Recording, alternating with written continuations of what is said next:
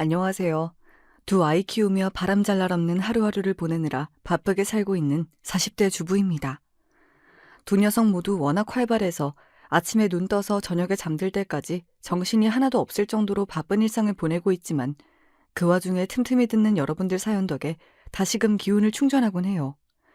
결혼해서 사시는 분들 대부분이 공감하시겠지만 결혼해 살다 보면 속 답답할 만한 일들을 누구나 겪으시겠지만 그걸 또 아무데나 털어놓기도 참 애매하잖아요.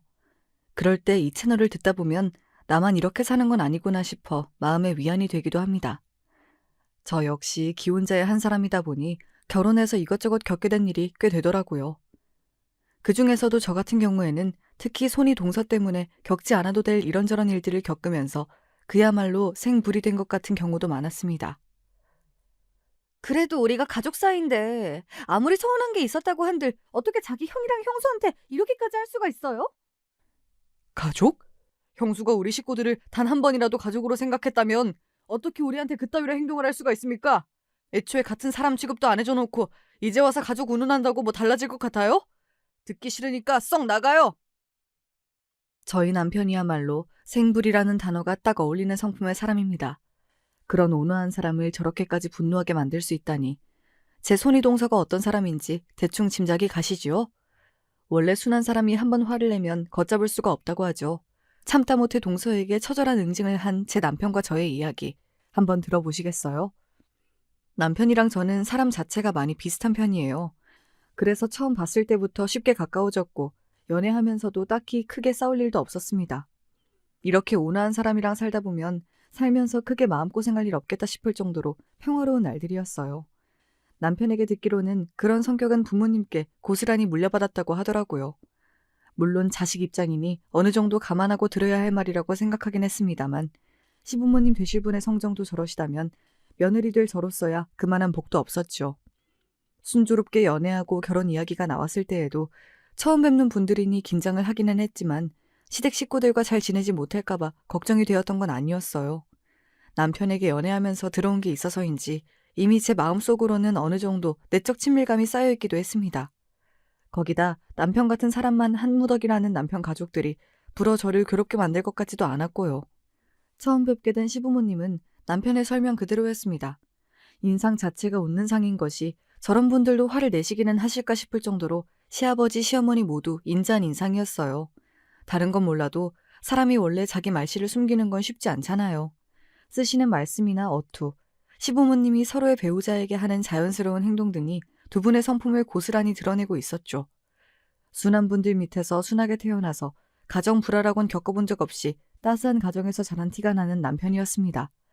그야말로 이상적인 가정의 표본이었죠. 우리가 크게 가진 것은 없어서 자식들에게 대단하게 해준 것은 없지만 그래도 우리 집에 들어오게 된다면 이거 하나만큼은 약속할게요. 부모라고 해서 자식 마음대로 휘두를 생각이라고는 전혀 없습니다. 며느리면 사돈댁에서 귀하게 키워주신 자식인데 더더욱 우리 마음대로 대해선 안 되겠죠.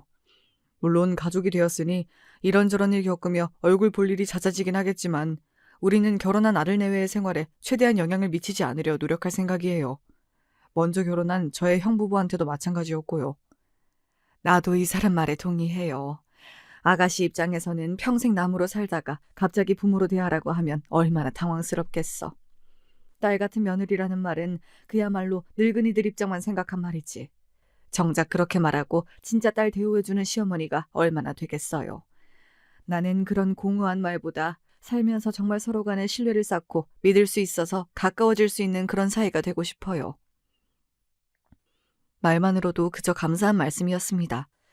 사실 결혼해서 가족이 된 사이에서 갈등이 생기는 가장 큰 이유가 서로가 생각하는 관계에서의 거리 조절 문제 때문이라고 생각해요. 며느리 입장에서는 그저 어렵기만 한 시댁 식구들이 지나치게 살갑게 구는 것도 솔직히 부담스러운 일이잖아요. 살갑게 굴지 않는다고 해도 한쪽이 한쪽을 너무 쉽게 생각하는 일도 부지기수니 그 거리 조절에 서로 배려를 한다는 것만으로도 많은 갈등을 사전에 차단할 수 있을 터였습니다. 사실 그런 말들은 며느리 입장인 제 쪽에서 먼저 요구하기는 곤란한 부분이 있죠. 어른들께서 먼저 그런 말씀을 해주시니 저로서는 마음의 짐을 조금 덜 수 있었습니다. 그리고 결혼 전에 시부모님이 해주신 말씀은 결혼 후에도 그대로 지켜졌어요. 물론 시부모님 진심을 의심한 적은 없었지만 그래도 사람이 막상 상황이 닥치다 보면 마음도 쉽게 변할 수 있는 것 아니겠습니까? 하지만 시부모님은 안부 전화도 아들인 남편을 통해 하셨고 정말로 제가 불편할 만한 일이 생기지 않도록 세심하게 신경을 많이 써주셨습니다. 그건 지금까지도 마찬가지고요. 어른들 쪽에서 먼저 조심을 하시니 오히려 두 분께 마음이 더 쓰이더라고요. 저런 어른들 만나기도 참 쉽지 않은 일인데 지금도 시부모님 복은 있는 편이라는 생각이 들어요. 정작 결혼을 하고 나니 시댁 때문에 골치 아플 일은 따로 있었습니다. 바로 제 손 위의 동서, 그러니까 남편 형님의 부인 때문이었어요. 두 분은 저희가 결혼하시기 3년 전에 결혼을 하셔서 당시에 아직 돌도 지나지 않은 시조카도 이미 있었습니다. 평소 워낙 아기를 좋아하는 저였기에 결혼 전에 남편으로부터 삼촌이 되었다는 이야기를 전해 들었을 때 반색을 한 적이 있어요. 세상에, 너무 부럽다. 얼마나 예쁠까? 나는 맞이라 동생 결혼하려면 아직 한참이라서 조카 보기 전에 내 자식 먼저 보게 될걸? 첫 조카가 그렇게 예쁘다고 하던데 정말 눈에 넣어도 안 아프겠다. 그런데 조카의 탄생을 이야기하면서도 남편 얼굴이 그다지 밝지가 않더라고요. 평소에 남편이 아이들을 얼마나 좋아하는지 알고 있는 저로서는 조금 의아했습니다. 왜? 막상 조카 생기고 나니까 생각만큼 예쁘진 않아? 아니, 예쁘지. 조카야 당연히 예쁘지. 그냥 이제 아이까지 있으니 정말로 가족이 되었구나 싶어서. 가족이 되었다는 말치고는 표정이 좋지 않았습니다. 지금 와서 돌이켜 생각해보면 그때부터 남편은 이미 자기 형수를 좋아하지 않았던 것 같아요. 남편 말대로 자기 형과 형수 사이에 아이까지 생겼으니 이제 핏줄로 때려야 뗄 수 없는, 돌이킬 수 없는 사이가 되었다는 생각에 마음이 무거웠던 것 같습니다. 저희 결혼이 결정되고 나서 제 손이 동서 되실 분에 대해서 남편에게 물은 적이 있어요. 이전까지는 결혼에 대한 구체적인 이야기가 나오지 않았으니 물어보는 게 신뢰가 될 수도 있다고 생각했지만 결혼을 하기로 한 이상은 평생 보게 될 동서였으니까요. 사실 나이를 생각해 본다면 시부모님보다 더 오랜 시간 동안 보게 될 사이가 형님 내외이기도 했으니까요. 형님 성격에 대한 이야기야 그동안 알게 모르게 제법 나와서 대충 파악이 되었지만 이상하게 형수님에 대한 이야기만 나오면 화제를 돌리던 남편이었습니다. 지금에야 남편이 형수를 거론하는 것도 별로 좋아하지 않는다는 걸 알게 되었지만 그때는 그걸 그리 심각하게 생각하진 않았습니다. 형수님 집안이 좀 부유한 편이죠. 우리 집이랑은 차이가 좀 많이 나지. 남편은 그렇게 간략하게만 설명하더라고요. 그조차도 제가 대놓고 물어보니까 마지못해 하는 소리인 것 같았습니다. 그래서 속으로 집안 좀 산다고 자기 기준에 못 미치는 시댁 식구들에게 잘 대해주지 않으시는 건가 하는 생각이 들더라고요. 저희 집 형편도 시댁이랑 별반 다를 것이 없었습니다. 대단하게 물려받을 재산이 있거나 한 건 아니었지만 그렇다고 저희 친정이나 시댁이나 자식들 번듯하게 장성하게 만드는데 부족함이 있는 집안도 아니었어요. 양친 모두 평생을 성실하게 일하셔서 자식들 바르게 잘 키우셨는데요. 그래도 살면서 돈이라는 게 무시할 수 있는 부분이 아니다 보니 그래서 남편이 저렇게 불편해하는 건가 싶었죠. 그래서 처음으로 시댁 식구들 전부를 한자리에 만나는 식사 자리에 초대받고도 혹시 제가 동서 눈에 차지 않을까 조금 걱정이 되었습니다. 정작 처음 만나는 동서 인상은 나쁘지 않았어요. 비록 다른 시댁 식구들에 비해서 하고 있는 차림새가 좀 차이가 나긴 했지만요. 명품 같은 걸 잘 모르는 제가 보기에도 머리부터 발끝까지 두른 모든 것들이 고급품으로 보였습니다. 그렇다고 해서 처음 보는 예비동서인 저를 평가하듯 내려보거나 깔보는 기색은 전혀 없었습니다. 두르고 계신 것도 본인에게는 늘상 입는 당연한 것들이어서 그런지 딱히 뻐기는 눈치도 아니었고요. 그저 조용하고 얌전하게 식사 자리를 지키셨고 그날만큼은 다른 시댁 식구들도 손님으로 온 저를 신경 쓰는데 여념이 없으셨죠. 나 솔직히 당신 형수님 만나는 거 좀 긴장됐었다? 근데 막상 만나 뵈니까 내가 괜한 걱정을 한 것 같아. 나도 그냥 평범한 집안 사람이다 보니 돈 있다는 사람들에 대해서 편견이 있었나 봐. 편견도 아주 근거 없이 생기는 건 아니니까. 결혼하고 나서라도 형님 내외랑 어울릴 일이 그다지 있진 않을 테니까 당신이 미리부터 너무 부담 가질 필요는 없어. 저는 동서와 잘 지낼 수 있을 것 같다는 생각이 한 말이었는데 남편 말하는 뉘앙스가 가급적이면 저랑 동서가 대면하는 자리를 최대한 만들지 않으려는 것 같았어요. 그 전부터 낌새는 눈치챘지만 남편이 워낙 말을 아끼길래 굳이 캐묻지 않았는데 이쯤 되니 들어야 할 말은 미리 들어두는 게 앞으로의 상황에 대처하기 위해서라도 꼭 필요할 것 같았습니다. 사실 내가 전부터 느꼈던 건데 자기 형수님을 별로 좋아하지 않는 것 같아. 내가 어쩌다 형수님에 대한 얘기를 꺼내도 말을 돌리는 것도 같고 혹시 형수님하고 무슨 일이 있었어? 남편 표정이 이걸 어디까지 말해야 하나 고민하는 것 같았어요. 평소에 남에 대한 말을 옮기는 것을 극도로 싫어하는 남편이었습니다. 설사 본인과 감정이 좋지 않은 사람이라 할지라도 함부로 말하지 않으려고 노력하는 사람이었어요. 그러니 그동안 제가 남편의 형수님에 대한 감정이 별로 좋지 않음을 눈치챌 정도임에도 형수님 이야기를 하는 걸 그토록 꺼렸던 거겠죠. 하지만 이내 자기와 결혼하면 어차피 알게 될 거라고 생각한 모양인지 남편이 내키지 않는 기색으로 입을 열었습니다. 사실 형수님이 돈 얘기를 너무 배려 없이 함부로 꺼내시는 편이라서 나도 처음 형수님 배웠을 때는 오늘처럼 별로 말씀이 많지 않으셔서 몰랐는데 우리 부모님한테도 은근히 본인 재력 어필하면서 우리 식구들 깎아내리는 말씀도 자주 하시는 것 같고 그렇다고 우리 부모님이 대놓고 화를 내실 만한 성격도 아니잖아. 그런 일이 여러 번 반복되다 보니까 내 부모님 그렇게 대하는 형수님에 대한 감정이 곱지만은 않게 되더라고. 사람 한 번 보고는 알 수가 없다고 하더니 한마디로 오늘 본 모습이 동서의 전부가 아니라는 뜻이었습니다. 알게 된 지는 얼마 지나지 않았으나 시부모님은 성품으로는 흠잡을 데가 없는 분이셨어요. 그런 분들하고 나쁘게 지내면 본인도 손해일 것 같은데 굳이 왜 그런 행동을 할까 싶었습니다. 그리고 그 얘기를 듣고 나니까 솔직히 걱정이 되기도 했어요. 시부모님이면 손아래 동서보다야 훨씬 어려운 자리인 게 일반적이지 않습니까? 그런 분들한테도 돈 가지고 무안을 준다고 하는데 손아래 동서인 저한테라고 그러지 않으리라는 보장이 없었으니까요. 제 표정이 급격히 어두워지니 남편이 괜한 말을 했다 싶었는지 서둘러 말을 덧붙였습니다. 나한테 시집 왔다고 해서 우리 가족 문제로 당신 속 썩게 만들지 않을 거야. 당신이랑 잘 살겠다고 결혼하자고 한 거지. 데려와서 고생시키려고 결혼하자고 한 거 아니야. 물론 남편 마음이야 그렇겠지만 어디 사는 게 꼭 자기 뜻대로 되는 일인가요? 살다 보면 자기 의지로 막을 수 없는 일이 부지기수인걸요. 게다가 평생을 보고 살아야 할 동서인데 남편이 그런 상황을 일일이 다 통제할 수도 없을 테니 결국 동서를 대하는 것도 제 몫이 될 일이었죠. 하지만 벌써부터 저렇게 신경을 쓰는 남편한테 아직 일어나지도 않은 일로 괜한 마음의 짐을 더 얹고 싶진 않았습니다. 사람이야 직접 겪어봐야 아는 거겠지. 아직 생기지도 않은 일까지 미리 걱정하지 말자. 혹시 안 좋은 일이 생기더라도 꼭 당신한테 말하고 상의할 테니까 너무 걱정하지 마. 그래도 돈 없는 손이 동서보다야 돈 있는 손이 동서가 우리한테 손 벌릴 일도 없고 더 나을지도 모르잖아.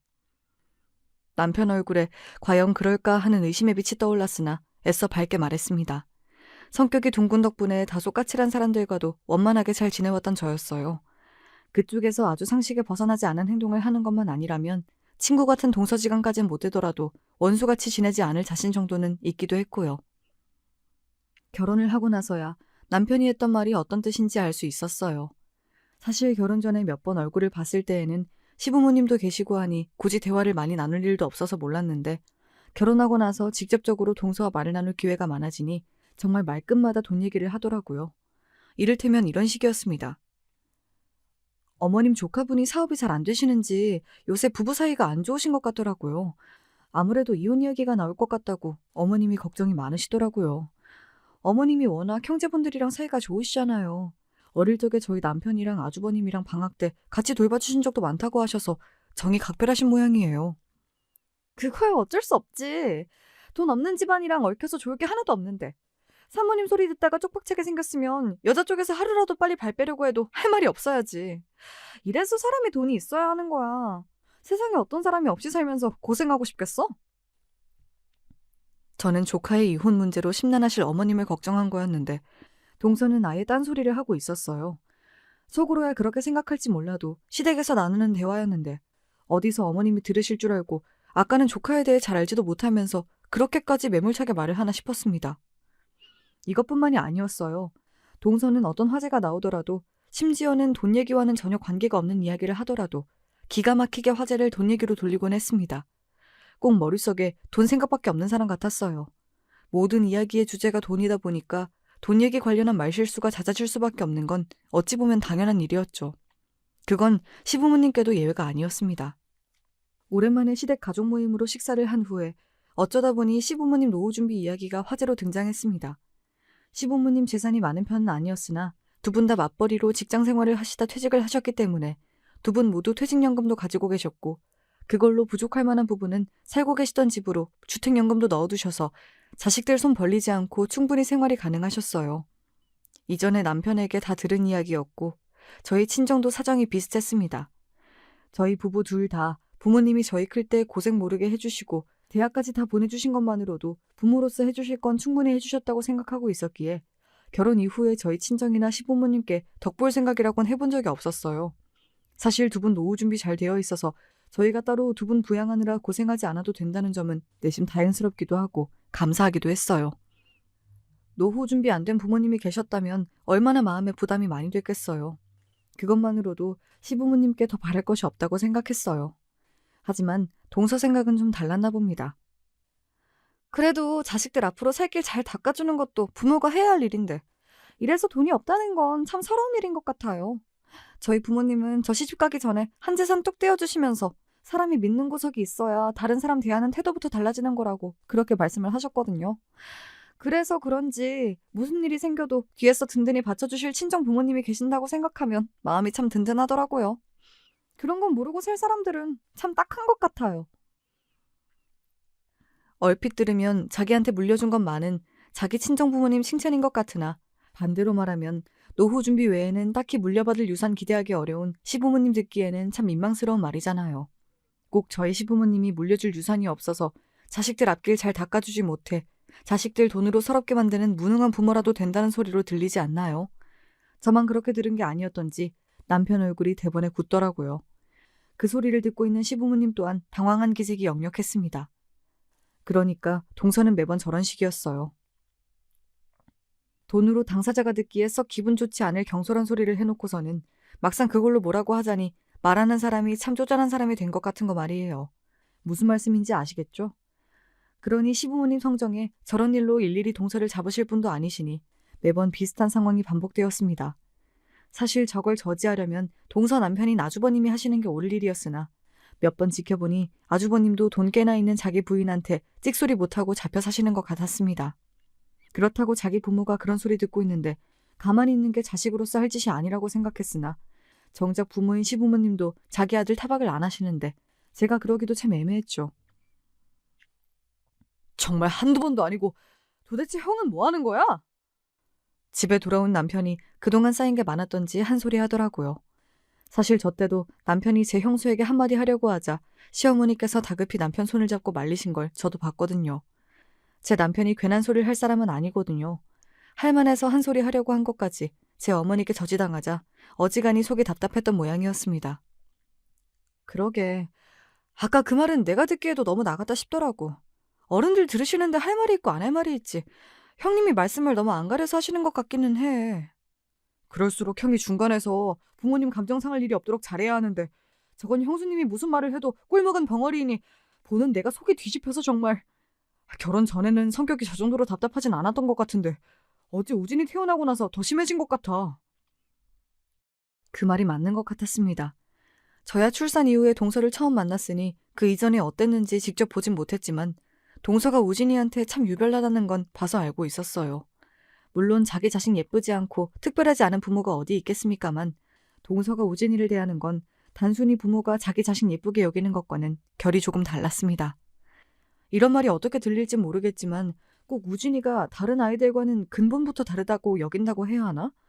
하여튼 저희들과는 급이 다른 인간으로 대우하고 있다는 것만큼은 확실히 알겠더라고요.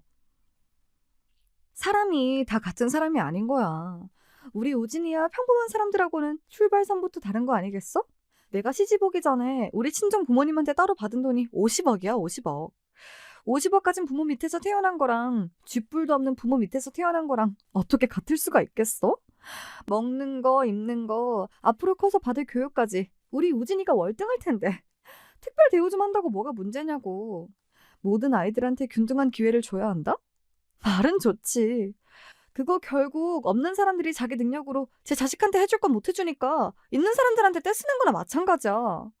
당연히 부모가 됐으면 자기 몸을 팔아서라도 자식들 뒷바라지는 제대로 해줘야 하는 거 아니야? 그 정도도 못 해줄 거면 애 낳을 생각을 말아야지. 막상 낳아놓고 있는 집 자식한테 해주는 것만큼 할 능력 안 되니까 있는 사람들 물고 늘어지는 거라고. 무슨 거머리도 아니고.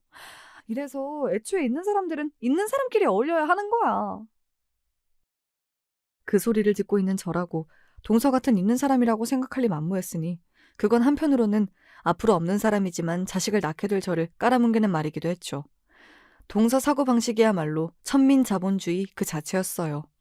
그나마 선민의식 있는 사람들은 없는 사람들을 깔보기는 해도 가르치고 도와야 한다는 입장이긴 했으니 그런 위선 떠는 사람들보다도 사고방식 자체는 더 천박하다 해도 할 말이 없어야 할 입장이었죠. 동서한테 가진 재산이 50억이나 된다는 것도 그날 처음 알았습니다. 그동안 우리 친정에 돈이 있니 미리 재산을 받았느니 말이야 들었지만 저 정도로 있는 집 자식인 줄은 몰라서 속으로 적잖이 놀라기도 했습니다. 가진 게 저 정도이니 저같이 쥐뿔도 없는 사람들이야 아무것도 아니라고 생각하고 살았는지 모르겠지만 남편이랑 성실히 맞벌이하는 제 입장으로는 솔직히 안 입고 온 생각이 들기도 하더라고요. 제가 알기로는 동서는 한 번도 자기 힘으로 돈 벌어본 적 없는 사람이었으니까요.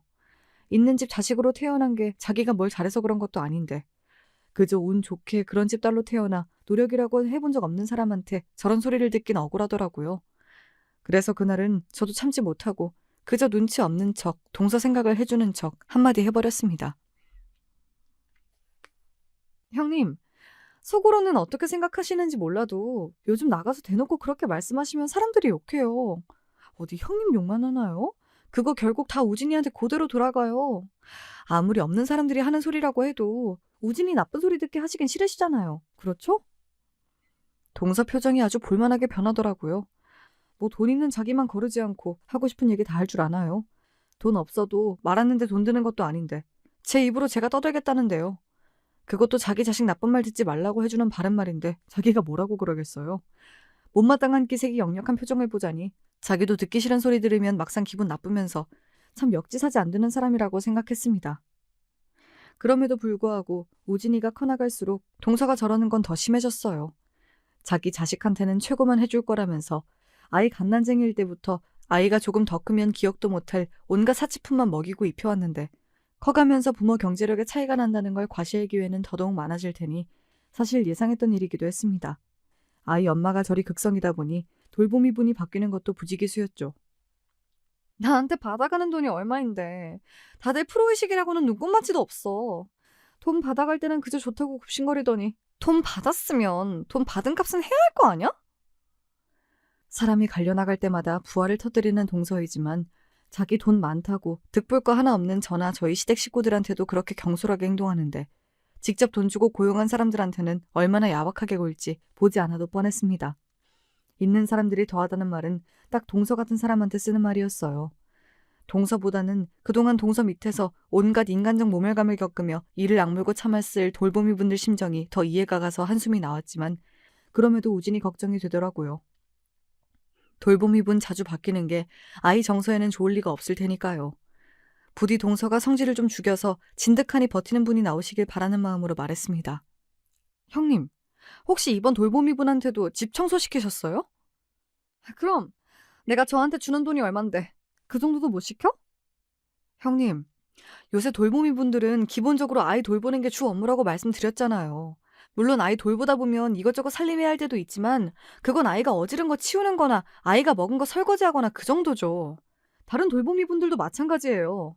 형님은 따로 집안 살림해 주시는 도우미 분도 계시는데 굳이 돌보미 분들한테까지 시킬 필요는 없잖아요. 돈 주는 사람이 시키는 일이면 군말 없이 해야지. 남의 지갑에서 돈 빼내는 게 어디 쉬운 일인 줄 알아? 그렇게 말하면서도 자기도 우진이 엄마인데 사람이 저리 자주 바뀌는 게 걱정이 되지 않을 리가 없었습니다. 사실 동서한테 이런 얘기 할 사람도 저밖에 없었어요. 성격이 저 모양인데 제대로 된 친구라고 있을 리가 만무한 동서였습니다. 우진이 또래 엄마들은 돈 없는 집구석 옆에 애들이라며 무시했을 게 뻔한데 그 무리에 어울릴 수도 없었을 거고요.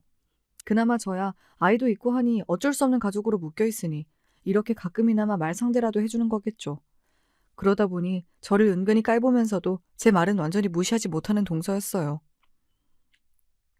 아이 정서도 생각해야 하잖아요. 돌보미 분이 고정적으로 일을 하셔야 우진이 정서적으로도 덜 불안하지 않겠어요? 형님 마음에 안 차시더라도 이번에 새로 오는 분한테는 가급적이면 다른 요구사항 말씀하지 마시고 한번 지내보세요. 주둥이를 툭 내민 심술궂은 표정을 하면서도 별 대꾸를 하지 않는 걸 보면 자기도 느낀 바가 좀 있겠지 싶었습니다.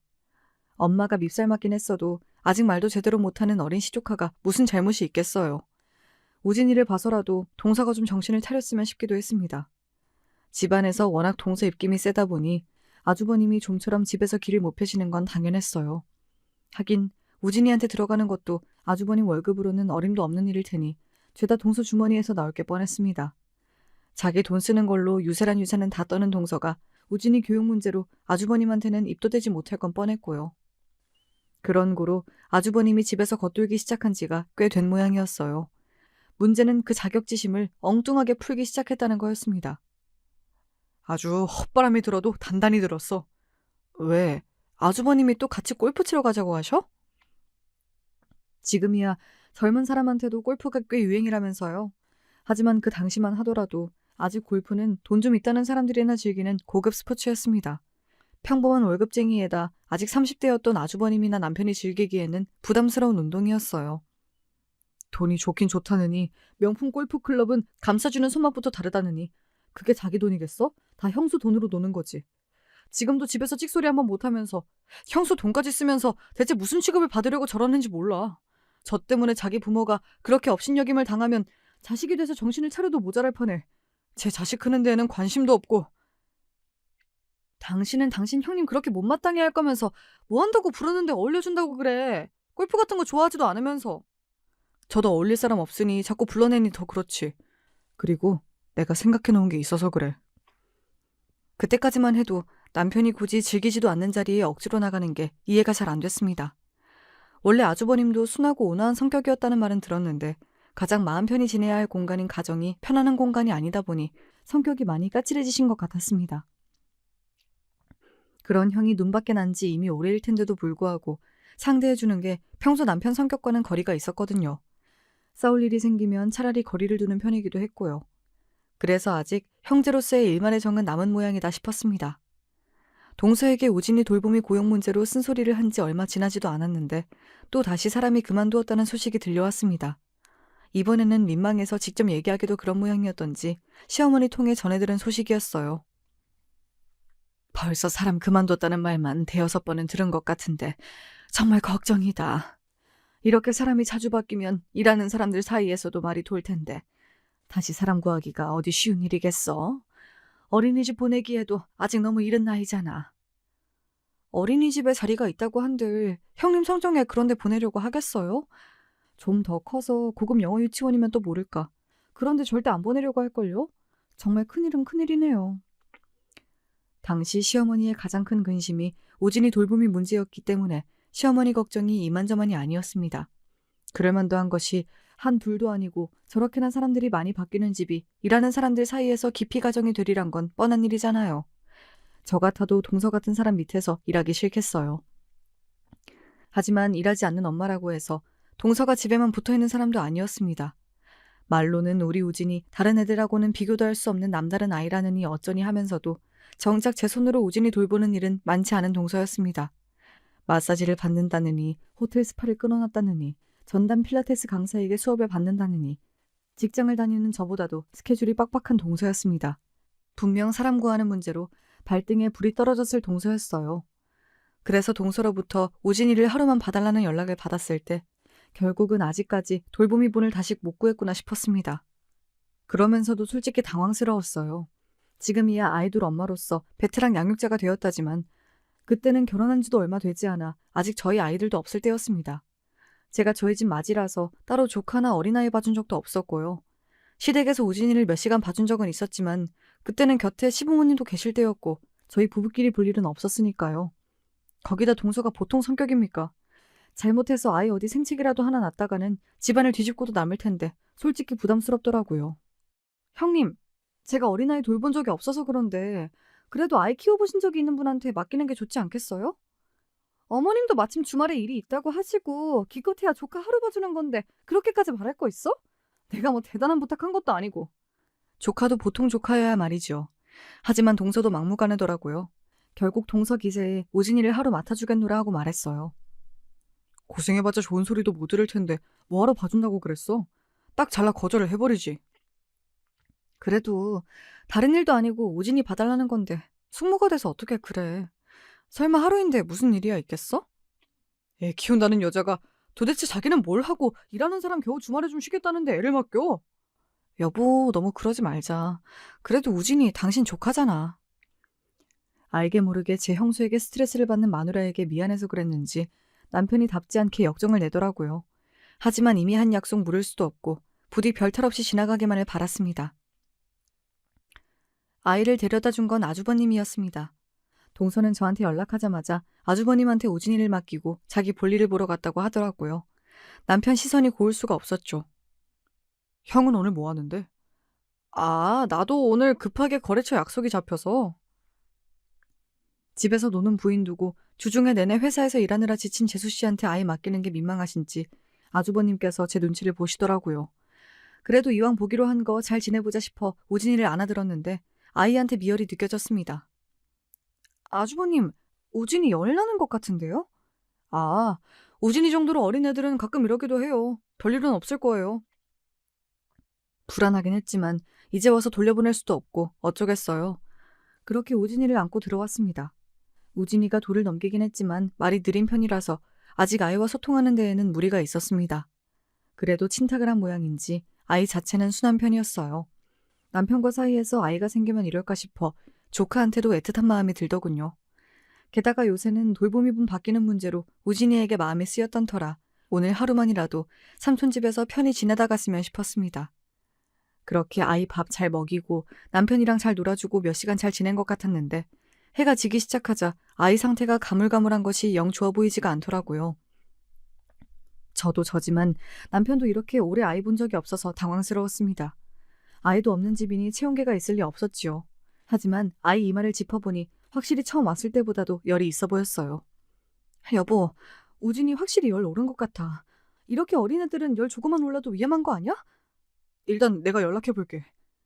남편이 부지런히 제 형과 형수에게 연락을 시도해봤으나 둘 다 통화가 되지 않았습니다. 그러는 동안에도 아이 상태가 더 나빠지는 것 같았어요. 아이 뺨이 열이 올라서 발개졌습니다. 혹시나 우진이가 잘못되는 건 아닌가 싶어서 마음이 조급해진 제가 말했어요. 여보, 일단 응급실이라도 가자. 우리끼리 이래서 안 되겠어. 부랴부랴 아이를 챙겨다 인근 대학병원 응급실로 향했습니다. 주말 저녁에 응급실이 그렇게 아비규환인 줄은 그날 처음 알았어요. 다들 급해서 오신 거였겠지만 우리 아이부터 봐주셨으면 하는 마음이 간절하더라고요. 부모 마음이 이런 걸까 싶었습니다. 한참을 기다린 끝에 드디어 선생님께 아이를 내보일 수 있었고 다행히도 큰일은 아니라고 하시더라고요. 열이 조금 높긴 했지만 크게 위험하거나 한 정도는 아니에요. 이렇게 아이가 어린 부모님들이 당황해서 응급실로 많이들 오시거든요. 단순 감기인 것 같으니 조금 쉬시다 귀가하시면 되겠습니다. 이런 상황에서 안심시켜주는 의료진 한마디라는 게 그렇게 고마울 수가 없더라고요. 그렇게 한시름 놓고 있는데 응급실 문을 박차고 동서가 뛰어들어왔습니다. 우진아! 우리 우진이 어딨어? 아이 맡겨놓았더니 응급실이라는 연락에 동서도 어지간히 놀랐겠다 싶어 일단 안심시키려고 말했습니다. 우진이 괜찮대요, 형님. 미열이 있었는데 가벼운 감기인 것 같고 다른 이상은 없다니까 아이 데려가면 될 것 같아요. 제 목소리를 듣더니 동서가 갑자기 눈을 부라리며 저한테 달려들었습니다. 제 양 어깨를 부여잡더니 마구 흔들며 동서가 소리쳤어요. 야, 내가 너한테 애 맡긴 지 한 달이 됐어, 일주일이 됐어. 겨우 하루 애 맡겨놨는데 애를 이 지경으로 만들어? 너 우리 우진이한테 도대체 무슨 짓을 한 거야? 멀쩡하던 애가 갑자기 감기는 왜 걸려? 너의 골방이라도 뒀니? 내가 진짜 기가 막혀서 이래서 없는 것들하고는 상종을 안 하는 건데 이 거지 같은 것들한테 애를 맡기는 게 아니었어. 순식간에 벌어진 일에 제가 너무 놀라서 아무 대꾸도 못하고 있는데 옆에 서 있던 남편이 제 어깨를 쥔 동서 양손을 붙잡더니 그대로 바닥에 패대기를 쳐버렸습니다. 일을 당한 동서도 동서인데 제가 너무 놀랐어요. 평소 남편으로서는 상상도 할 수 없는 행동이었으니까요. 이게 대체 무슨... 야, 이 미친 여자야! 남편의 사자 후에 온 사람들 시선이 저에게 꽂혔습니다. 당장이라도 한 번 더 자기를 패대기 칠 기세에 그제야 동서가 남편 눈치를 살폈습니다. 제 남편이 그렇게까지 화를 낼 수 있는 사람이라고는 생각하지 못했던 저도 놀란 건 마찬가지였죠. 제 새끼 내팽겨치고 돈이나 펑펑 써대며 애 내버리고 갈 땐 언제고 아픈 제 새끼 챙겨서 병원까지 와준 사람한테 뭐? 거지 같은 것들한테 애를 맡기는 게 아니었어? 누가 네 새끼 반긴다고 억지로 애 떠넘기고 갈 땐 언제고 적반하장도 유분수지. 너 같은 것도 어미라고 둔 우진이가 불쌍하다. 원색적인 비난에 동서 얼굴이 시뻘겋게 달아올랐습니다. 그제야 주위 사람들이 저를 보고 수근거리는 게 눈에 들어오기 시작한 모양이었어요. 처음에야 경황 없이 당하긴 했지만 화가 난 건 저 역시 마찬가지였습니다. 형님, 아주버님이 처음 데려다 주실 때부터 우진이 미열이 있었어요. 아이한테 아픈 기색이 보였으면 설사 중요한 일이 있더라도 취소하고 아이 곁에 있어주는 게 맞지 않아요? 보나마나 또 호텔 스파나 가셨을 텐데 그래놓고 애돌봐준 저희한테 책임 떠넘기는 건 좀 아니죠. 경우가 없어도 너무 없잖아요. 제가 아이 봐줘놓고 형님한테 이런 막말까지 들어야 해요? 양쪽에서 협공을 하니 동서가 쪽도 못 쓰더라고요. 평소에 저나 남편이나 사근사근한 사람이니 저희한테 이런 망신을 당하리라곤 생각지도 못했겠죠. 하지만 저희가 성격이 온화한 거지 등신은 아니잖아요. 한마디 더 해주려고 하는데 남편이 제 손을 잡아 끌었습니다. 됐어. 똥이 더러워 피하지 무서워 피하나? 가자. 우진이는? 지 어미가 신경 쓸 일이지. 없는 것들이 귀하신 분 자제 챙겨주게 생겼어?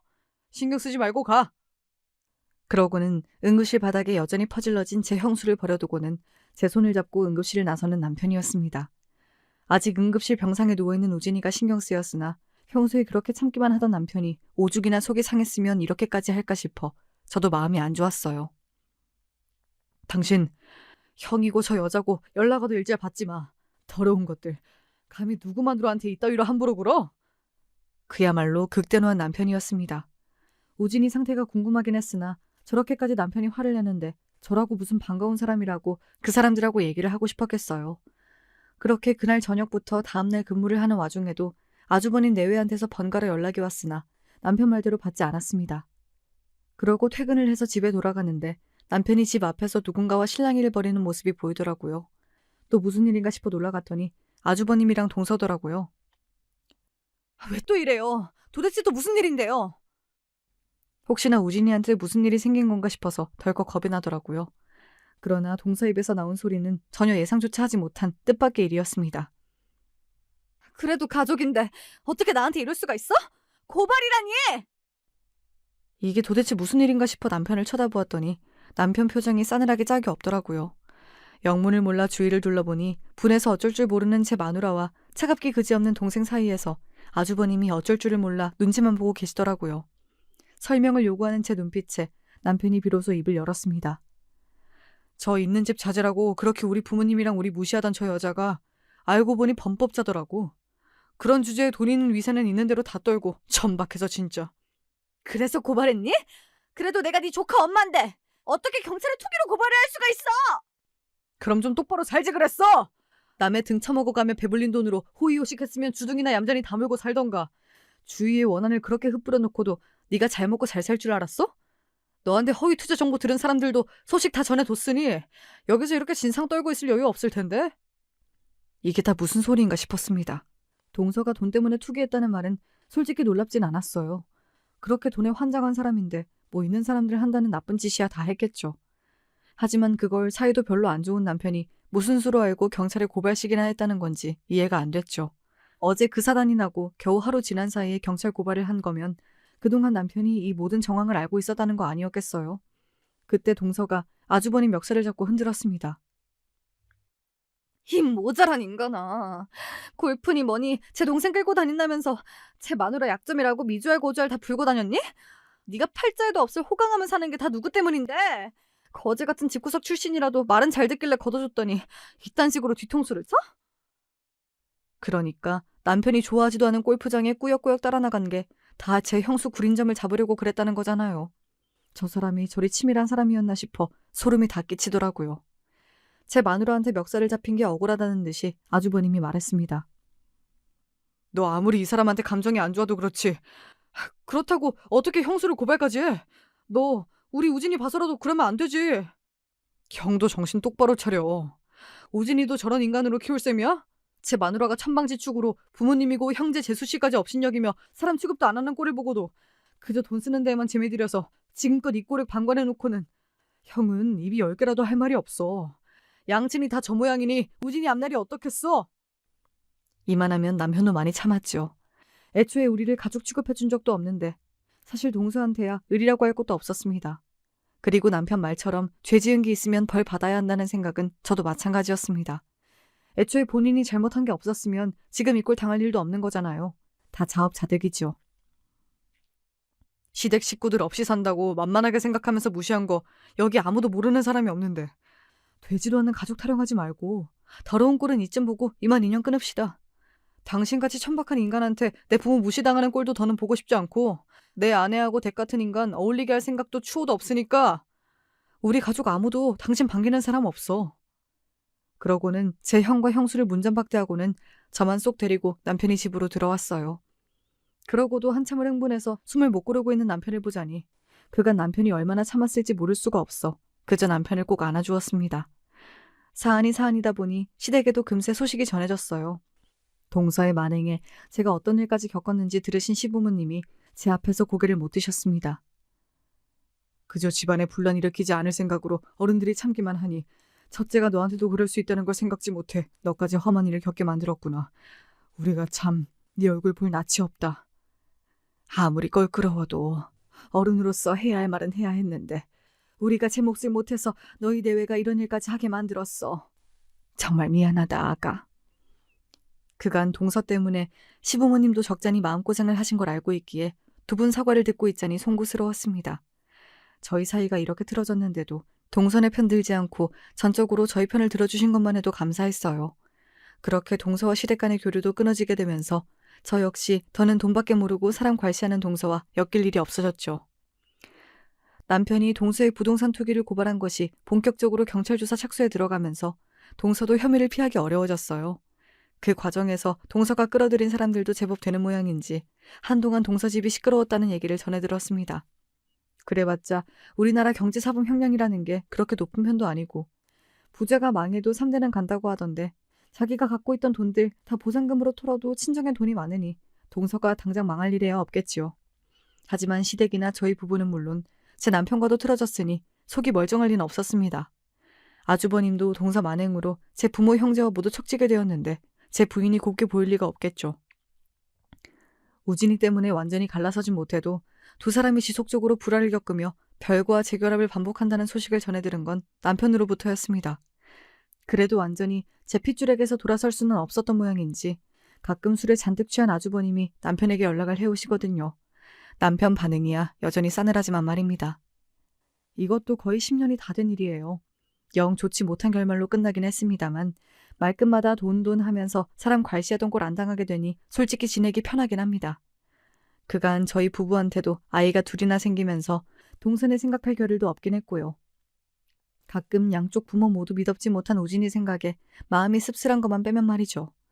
아무래도 부모가 되고 나니 제 아이 또래 아이들은 다 애틋해 보여서 더 그런가 봐요. 이것도 결혼하지 않았더라면 겪을 일 없는 일이다 보니 참 결혼이라는 게 쉬운 일만은 아니라는 생각도 듭니다. 동서 때문에 생각지 못한 고생을 하고 결국은 남처럼 살게 된 제 이야기는 여기까지예요.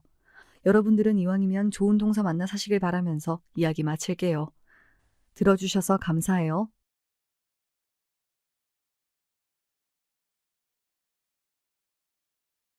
안녕하세요. 전 일찌감치 혼자가 돼서 오랫동안 가족을 그리워하며 살아온 60대 할머니입니다.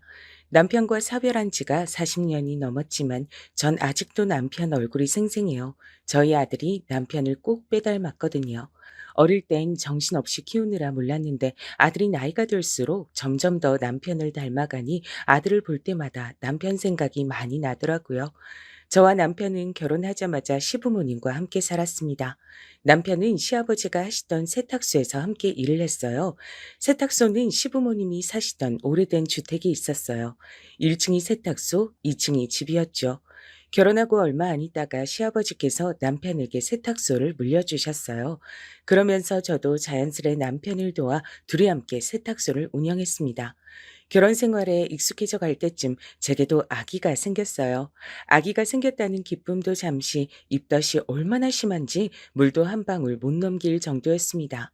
세탁소 일이란 게 아무래도 남편 혼자 하기엔 일이 많아 제가 제대로 쉬지를 못했습니다. 그런 제가 안쓰러워 보이셨는지 시부모님께선 저를 쉬게 해주셨죠. 시부모님께서 다시 세탁소 일을 도와주시겠다고요. 연세가 많으신 시부모님이 새벽부터 나가서 일하시는 게 며느리로선 너무 죄송스러웠지만 배가 나올 정도로 임신 주수가 꽤 됐는데도 입덧은 나을 기미가 없었어요. 저는 임신하고부터 꼬박 몇 개월을 내내 시체처럼 누워만 지내야 했죠. 안 닮아도 되는 것까지 어쩜 굳이 닮았을까? 아무래도 뱃속 아기가 네 남편을 쏙 빼닮았나 보다. 너희 남편도 뱃속에서 어지간히 날 힘들게 했거든. 시어머니도 남편을 임신했을 때 입덧이 너무 심해서 아무것도 드시질 못했다고 하더라고요. 막달까지 입덧을 해서 주변에선 다들 뱃속 아기가 어지간히 유난하다고들 했대요. 그래서 하루라도 빨리 태어났으면 좋겠다고 매일 투덜거리셨다고 하더라고요. 저도 딱 그런 심정이었습니다. 근데 바로 그맘때였어요. 제 인생에서 가장 잊고 싶었던 사고가 벌어진 게 말이죠. 그날도 제가 새벽 내내 토하느라 잠을 한숨도 자지 못해서 대낮에 세상 모르고 위층에서 자고 있었어요. 근데 어디선가 타는 냄새가 진동해서 잠에서 깼죠. 그런데 이미 방 안은 온통 연기로 뒤덮여 있었습니다. 어디선가 불이 난 것 같았어요. 전 너무 놀라 다급하게 계단을 뛰어내려갔습니다. 근데 이미 1층은 시꺼먼 불길로 앞이 하나도 보이질 않았습니다. 전 순간 머리가 핑 돌았죠. 그러곤 휘청하며 발을 헛디디는 바람에 미끄러지면서 계단 아래로 굴러떨어지고 말았습니다. 전 그대로 정신을 잃었습니다. 저는 계단에서 굴러떨어진 이후에 기억이 전혀 없어요. 그러곤 병원에서 깨어났죠. 간호사들 말이 세탁소에서 큰 불이 났답니다. 그런데 저희가 살던 건물이 워낙 외진 골목 안에 있어서 소방차가 안까지 진입하는데 시간이 너무 지체됐다고 하더라고요. 저희 식구들은요? 다 어디 있어요? 병원에 도착하셨을 때 다른 가족분들은 이미 연기를 많이 마신 상태였어요. 남편분은 현장에서 사망하신 상태였습니다. 저는 믿을 수가 없었습니다. 저만 빼고 모두 다 죽었다니요. 저는 현실을 받아들일 수 없었습니다. 그래서 병원에서 며칠 동안 누워만 있었어요. 나중에 정신을 차리고 나서야 안 사실이었지만 1층 세탁소에서 사용하던 다리미에 문제가 생겨 불이 났답니다. 건물이 워낙 오래되기도 했고 세탁소 사방에 옷이 걸려 있었으니 불이 순식간에 옮겨 붙어서 건물 입구가 무너져 버리고 말았대요. 그래서 구조가 더 쉽지 않았다네요. 그날 사고로 저는 시부모님과 남편을 잃었습니다. 제 유일한 가족들을 말이죠. 절망적인 건 그뿐만이 아니었어요. 그날 사고로 저는 다리를 절뚝거리게 됐습니다. 병원에선 아무래도 계단에서 굴러떨어지면서 삐끗한 정도라고 했지만 전 어쩐지 전처럼 걷기가 힘들었어요. 의학적으로는 크게 수술을 한다거나 치료를 받아야 할 정도는 아니었는데 다리를 자꾸만 절었습니다. 큰 이유 없이 발목에 힘이 들어가질 않더라고요. 병원에선 아무래도 정신적인 원인일 수 있다며 천천히 재활을 해보자고 했습니다. 하지만 그때 제 상황이 한가하게 병원이나 다닐 수 있는 상황이 아니었어요. 모든 것이 다 타버렸으니까요. 제 몸 하나 누일 집도 없었고 먹고 살 방법조차 없었습니다. 간신히 지켜낸 뱃속의 제 아이를 어떻게든 잘 키워내야 했으니까요. 전 먼저 시부모님과 남편의 장례부터 치렀습니다. 그리고 죽을 때까지 절대 연락하지 않으려던 어머니에게까지 연락했어요. 몇 년 만에 다짜고짜 전화해선 도와달라고 했습니다.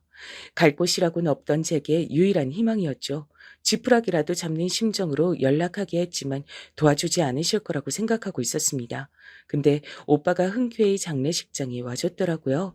오빠는 제가 얘기하지도 않았는데 장례식 비용까지 다 결제를 해줬습니다. 그러곤 제게 같이 고향으로 다시 내려가자고 했어요. 전 이때다 싶어 오빠를 따라 어릴 적 살았던 고향으로 내려왔습니다. 근데 역시나 세상엔 공짜란 없었습니다. 오빠가 저를 데려온 이유가 있더군요. 바로 어머니의 상태가 좋지 않으셨어요. 내가 그럴 줄 알았다. 원래 부모가 죄를 지으면 그 자식이 그대로 업보를 치르게 돼 있어. 엄마는 무슨 그런 말을 하고 그래. 기분 나빠하지 마. 엄마가 연세가 드셔서 정신이 오락가락 하셔서 그래. 제가 보기엔 어머니의 상태가 그냥 연세만 드신 정도는 아닌 것 같았어요. 난 저 여자 마음에 안 든다니까. 당신 또 저 여자랑 바람 피우려고 데려온 거지? 난 다 알아. 그니까 지금 당장 내 집에서 내보내. 빨리.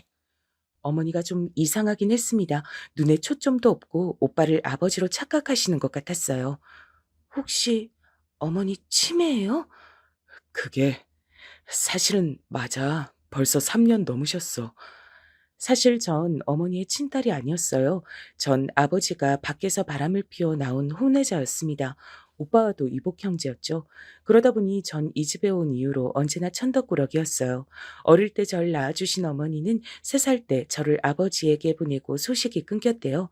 그래서 전 아버지를 따라 지금의 어머니에게 길러졌습니다.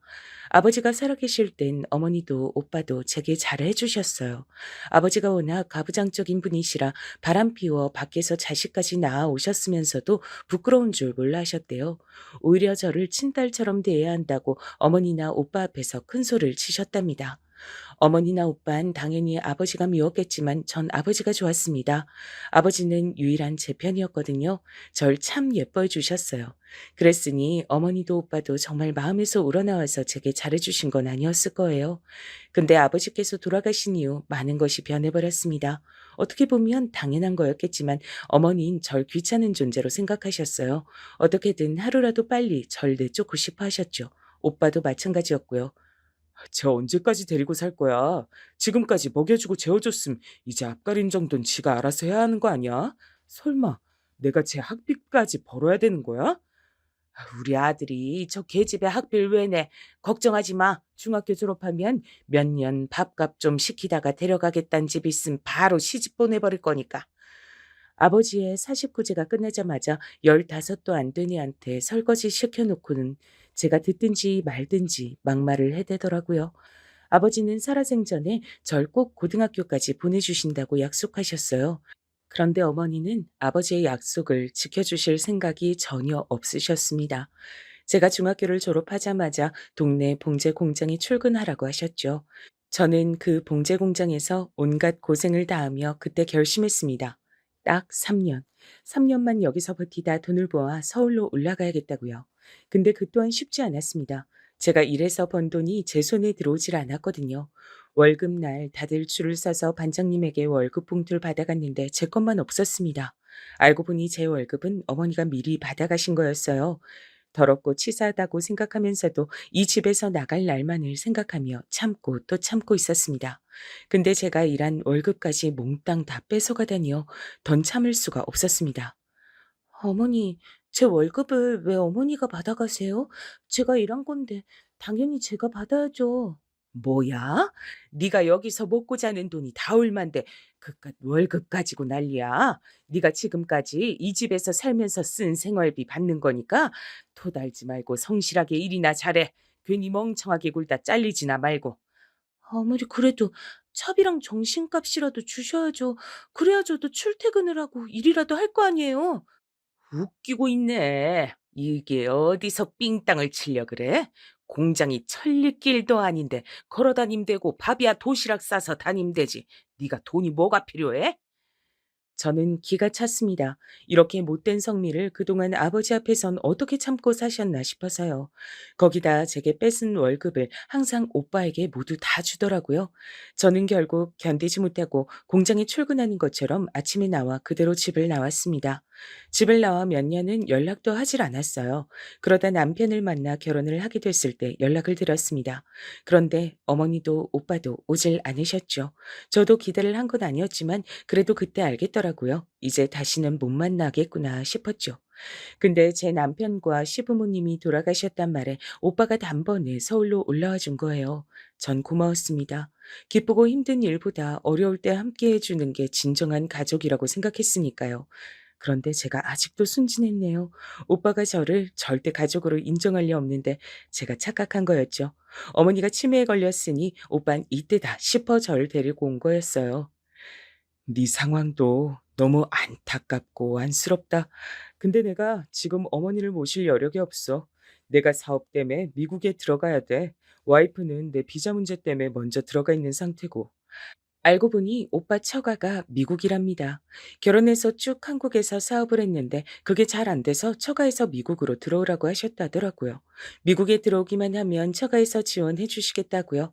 그런 상황에서 어머니까지 요양원에 안 들어가시겠다고 성화라 오빠는 곤란한 상황인 것 같았어요. 우선 내가 살아야 나중에라도 어머니라도 모시고 미국에 들어갈 텐데 미치겠다. 처가에선 하루라도 빨리 들어오라고 성하고. 저도 그 순간 선택을 해야 했어요. 저도 제 자식이랑 살 궁리를 해야 했으니까요. 우리가 의존 남매도 아니고 그렇다고 사이좋은 가족도 아니었지만 그래도 내가 어릴 때 오빠나 어머니 신세진 건 맞아.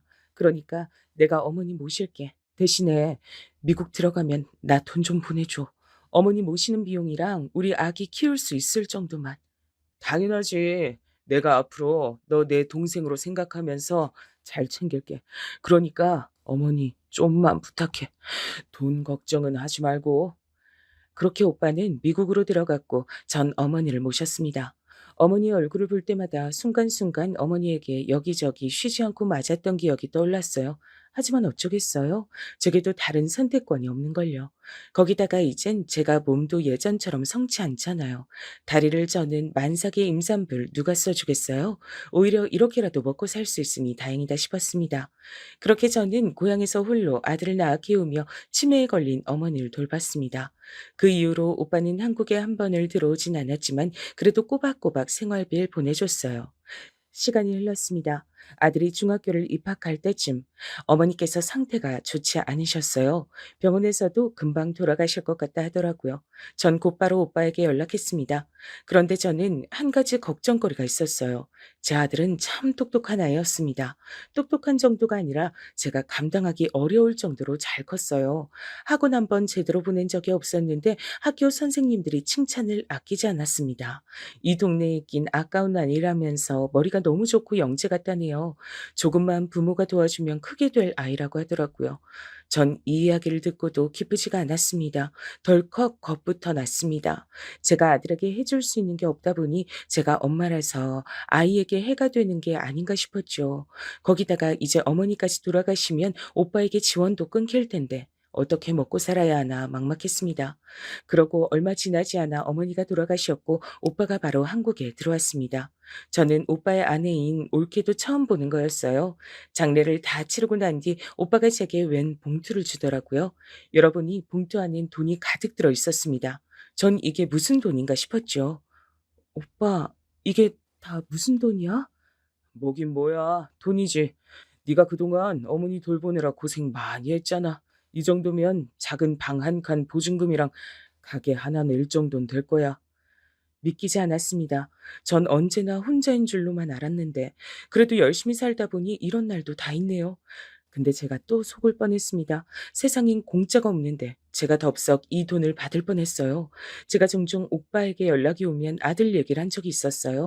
학교 선생님들이 아들에 대해 한 이야기나 반장이며 전교 회장까지 하는데 제가 해줄 수 있는 게 너무 없단 하소연도 했었죠.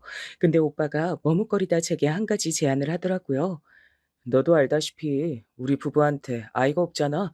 그래서 와이프랑 입양도 많이 고민했는데 그럴 바에야 우리가 네 아들을 미국으로 데려가는 게 어떨까 싶어. 너도 혼자 고생할 만큼 했는데 앞으로 더 네 아들 감당하기 힘들 거 아니냐. 오빠, 제정신이야? 지금 이 돈으로 내 아들을 사가겠단 거야? 그렇게 예민하게 생각할 것 없어. 넌 내 어머니 돌봐줬잖아. 그니까 나도 네 아들 돌봐줄 수도 있는 거지 뭘 그래. 저는 그 자리에서 바로 돈 봉투를 던져버렸습니다. 그런데 오빠는 제 손까지 잡으며 사정했어요. 오빠 부부도 아이를 가져보려고 별의별 노력을 다 해봤지만 다 실패하고 나이만 먹어버렸답니다. 그런데 이제와 어린아이를 입양해 키우는 것도 무리였고 그렇다고 어느 부모 자식인지도 모르는 다 큰 아이를 입양한다는 것도 쉬운 일이 아니라고요. 똑똑한 애가 한국에서 빛도 못 보고 굳이 고생하게 할 필요 없잖아. 그리고 내가 남이야? 삼촌인데 조카한테 그 정도 해줄 수도 있지. 아무리 그래도 그 먼 미국을 거기가 어디라고 내 아들을 보내. 아가씨, 내가 지금까지 남처럼 살면서 시어머니 맡겨두고도 한 번 들여와 보지도 않아서 너무 미안해요. 그니까 이번 기회에 아들은 나한테 맡겨요. 내가 진짜 내 아들처럼 금이야 오기야 키울게요. 그러고 나서 다 크면 우리가 한국에 데리고 들어오면 되잖아요. 내가 데려간다고 진짜 엄마가 바뀌는 것도 아닌데 뭘 걱정해요. 말 같지도 않은 소리 하지 마요. 난 내 아들 절대 남한테 못 보내요. 엄마, 나 가고 싶어. 삼촌 따라서 미국 가면 안 돼? 그때였습니다. 자는 줄 알았던 아들이 언제부터 어른들 얘기를 듣고 있었는지 일어나서는 삼촌을 따라가겠다고 하더라고요. 너 그게 무슨 소린 줄을 알고 하는 거야? 앞으로 엄마를 영영 못 만날 수도 있단 거야. 그런데도 정말 미국에 가겠다고? 나 공부하고 싶어, 엄마. 내가 약속할게. 내가 훨씬 더 훌륭하고 멋진 어른 돼서 엄마 호강시켜 줄게. 저는 너무 놀랐습니다. 아들이 제품을 떠나고 싶어 한다는 사실을 인정하고 싶지 않았죠. 호강은 무슨 호강?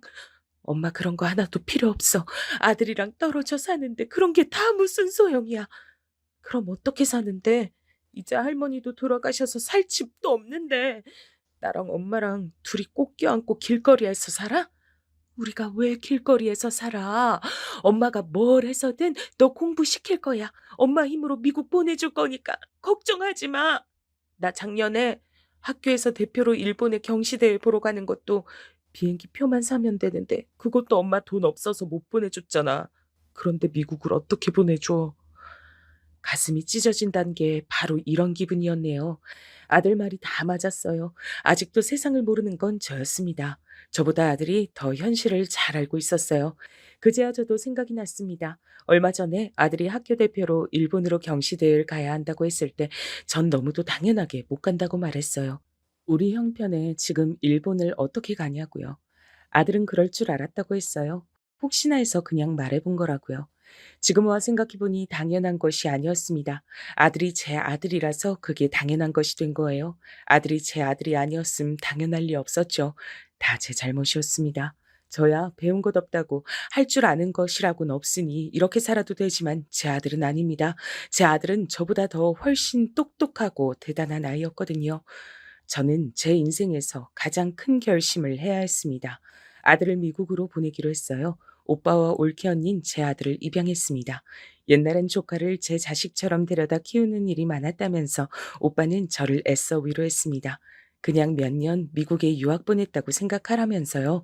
저는 아들을 보내고 하루도 마음 편히 잘 수 없었습니다.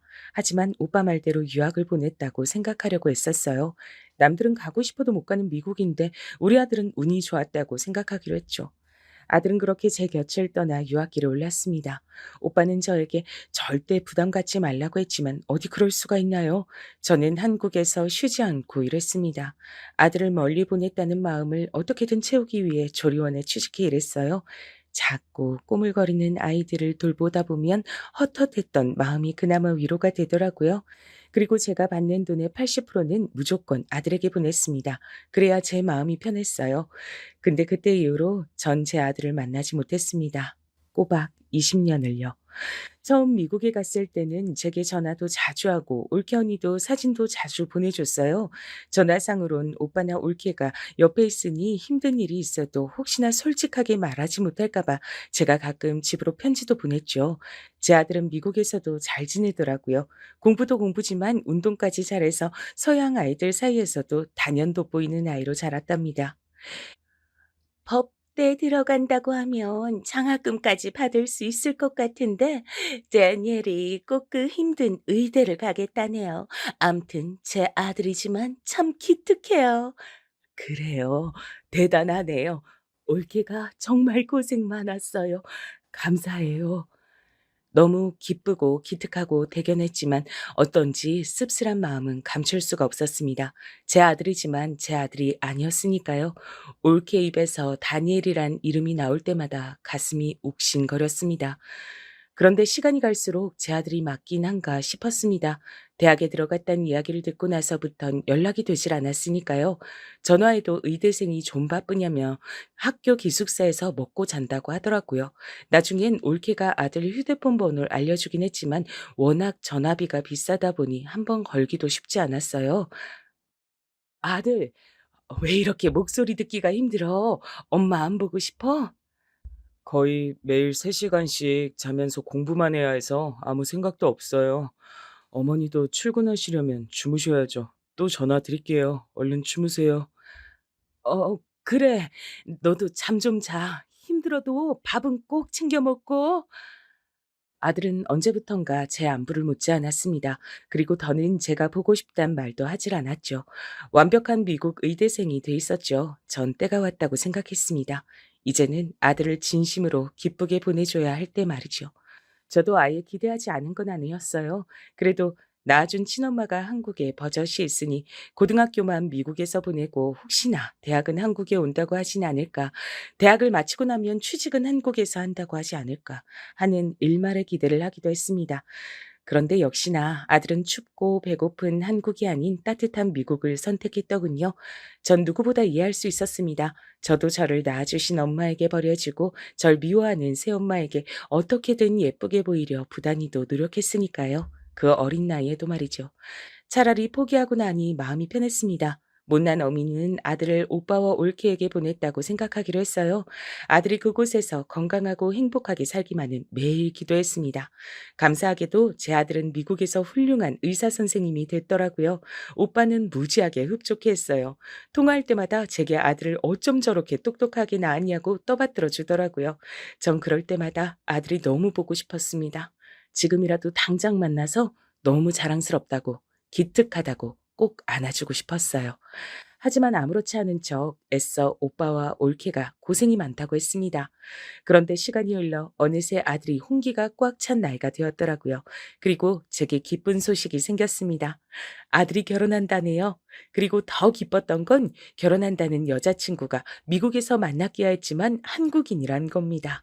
여자친구네 집안도 다 한국에서 의사라 결혼해서 한국에서 살길 바란대요. 그래서 제 아들이 곧 한국에 들어온답니다. 이게 얼마만인지 계산도 되질 않았어요. 아마 만나도 내 아들이 맞나 알아볼 수나 있을까 싶었죠. 근데 문제가 있었습니다. 사돈이 될 집에서 제 아들을 오빠의 아들로 알고 있대요.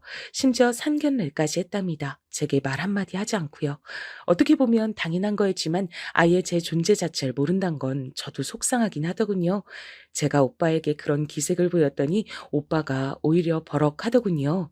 다니엘 처가 될 집이 보통이 아니야.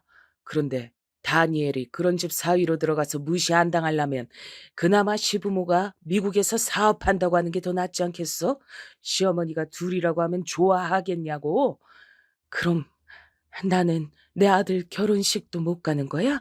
만약 손주라도 생기면 걔 한번 안아보지도 못하는 거냐고. 너 현명하게 생각해. 이게 다 네 아들을 위해서잖아. 사돈될 집안 병원이 강남에 건물 하나 통째로야. 결혼만 하면 나중에 그 건물이 네 아들 거 되는 거라니까. 오빠는 사업만 하던 사람이라 그런지 셈이 아주 빨랐습니다. 저는 지금 당장 제 아들을 아들이라 부르지 못하는 상황이 너무나 속상했지만 오빠는 벌써 사돈네 병원 건물까지 얘기하더라고요. 너, 네 아들 이미 미국에 보냈을 때 이런 거 다 생각한 거 아니었어? 왜 갑자기 멍청하게 울어? 아님 이제 와서 아들 덕이라도 보고 싶은 거야? 오빠는 무슨 말을 그렇게 해? 내가 설마 내 아들 가지고 잘 살아보겠다고 이러는 걸로 보여? 그럼 도대체 왜 그러는데? 안 싸돈 될 사람이 대대로 의사 집안 사람이라 엄청 까칠해. 상견례 날도 얼마나 꼬치꼬치 캐물었는 줄 알아? 나한테도 미국 사업 규모가 어느 정도 되는지까지 묻더라니까.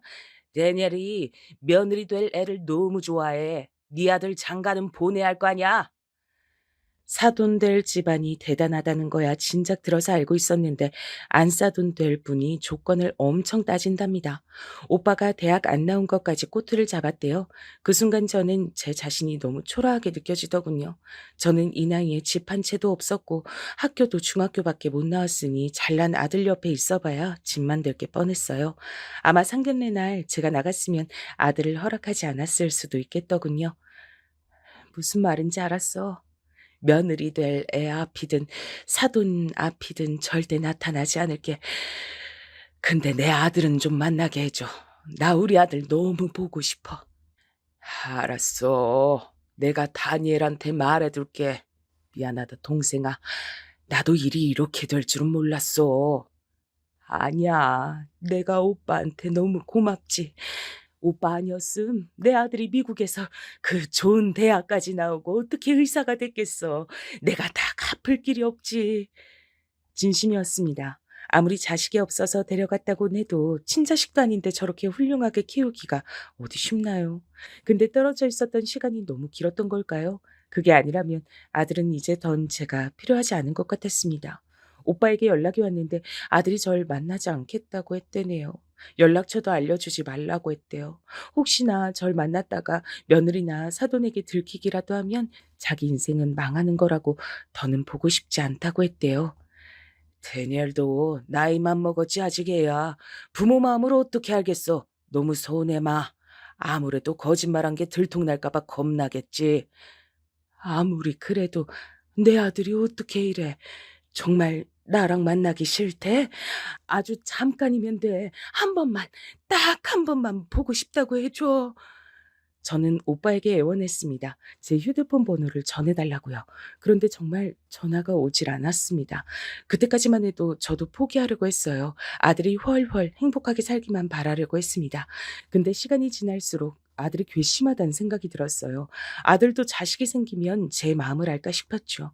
전 아들 생일만 다가오면 사무치게 외로웠습니다. 죽은 남편과 시부모님 얼굴도 떠오르고 우울했어요. 그래서 무작정 아들을 보러 갔습니다. 연락처도 모르고 어디에 사는지 몰랐지만 사돈이 한다는 병원이 어딘진 전에 오빠에게 들어서 알고 있었거든요. 한 건물이 통째로 다 병원 건물이라고 했으니 그 건물 어딘가엔 아들이 있을 것 같았습니다. 병원에 들어서자 전 심정이 뛰었습니다. 이곳 어딘가에 아들이 있을 거라 생각하니 너무 떨리더라고요. 근데 사람의 인연이란 참 신기하더군요. 웬 젊은 여자의사가 머리를 부여잡고 비틀거리며 제 쪽으로 걸어오더라고요. 전 걱정돼서 곧바로 여자를 부축했습니다. 가까이서 보니 임산부인지 가운 안으로 배가 볼록하게 나왔더라고요. 아이고, 몸이 힘든가 봐요. 감사합니다. 믿으실진 모르지만 제가 아직도 입덧이 너무 심해서요. 이렇게 자꾸 어지럽고 속이 메스꺼리네요. 순간 저는 바로 알겠더군요. 바로 이 젊은 여자가 제 며느리란 사실을요. 올케가 보내준 결혼사진에서 본 기억이 났어요. 그리고 무엇보다 배가 나와서도 입덧을 하는 게 제가 아들을 가졌을 때와 증상이 똑같더라고요. 저는 믿어요. 저도 아들 낳을 때까지 내내 입덧했거든요. 와, 정말요? 저는 저만 이러나 싶었어요. 주변엔 그런 사람이 별로 없어서 다들 제가 꾀병 부리는 줄 알거든요. 설마요. 자식 가지고 꾀병 부리는 엄마가 어디 있겠어요. 며느리는 인상이 참 좋았어요. 제가 해준 것도 없는데 연신 감사하다면서 꾸벅 인사라고는 엘리베이터를 타려고 하더라고요. 전 이대로 헤어지고 싶지 않아 따라탔습니다. 근데 마침 며느리 휴대폰이 울리더니 누군가와 통화하더라고요. 옆에서 통화 내용을 들으니 벌써 아기를 키워줄 부모를 구하는 것 같았습니다. 저번에 면접 오신 분은 연세가 너무 많으시더라고요. 적어도 아이를 안고 업고는 하실 정도는 되셔야 하는데 그분은 혼자 식사 한 끼 챙겨 드시기도 힘들어 보이던데요. 네, 네, 알겠습니다. 알아보시고 연락 주세요. 벌써 아기 맡길 사람 찾나 봐요. 네. 저랑 남편이 아기 낳고 바로 미국 들어갈 일이 있어서 한국에서 아이 봐주실 부모가 필요해서요. 엄마, 아빠가 다 미국에 들어간다고요? 그럼 아기는 한국에 누구랑 있어요? 저희 부모님 댁에 있을 건데 두 분 다 의사시라 바쁘셔서 집에 상주해 주실 부모가 꼭 필요하거든요. 저도 그 순간 왜 그랬는지 모르겠습니다. 사실 욕심이 생겼어요. 제 손주를 품에 한 번만이라도 안아보고 싶다는 욕심이요. 제가 사실은 조리원에서 일하다가 잠깐 쉬고 있거든요. 부모 일도 할 수 있을 것 같은데 전 어떠세요? 저는 뒷일은 생각도 안 하고 무작정 부모 면접을 봤습니다. 그래도 조리원에서 일한 게 20년 가까이 됐으니 애 보는 거 하나는 자신이 있었죠. 면접은 며느리와 했어요. 혹시나 아들이 나오면 어떡하나 했는데 다행이었죠. 전 오빠에게도 얘기하지 않았습니다. 어차피 아기가 태어나려면 몇 달 남은 상태였고 걸릴 때 걸리더라도 손주 얼굴 한 번만, 딱 한 번만 보고 싶었거든요. 근데 하늘이 제게 주신 기회일까요? 아님 장난일까요? 며느리가 출산하고 난 뒤 제가 며느리의 집에 갔을 땐 아들은 이미 이곳에 없었습니다. 알고 보니 아들이랑 며느리는 미국에 갔다네요. 한국에서 교수 준비를 하고 있었는데 결혼 전에 있었던 병원에서 논문을 마치고 들어와야 한다면서 길면 3년 정도 걸릴 거라고요. 전 좋으면서도 한편으론 걱정이 됐습니다. 아무리 일이 바빠도 애를 낳기만 하고 그 먼 미국으로 가다니 요즘 애들은 참 대단하다 싶었죠. 근데 이 집에서 지내다 보니 왜 그런지도 좀 이해가 되긴 하더라고요. 안 싸더니 애는 꼭 한국에서 키운다고 두고 가라고 난리를 쳤나 보더라고요. 성격이 보통이 아니었어요. 며느리와도 사이가 안 좋아 보였고 사위인 제 아들하고도 안 좋나 보더라고요.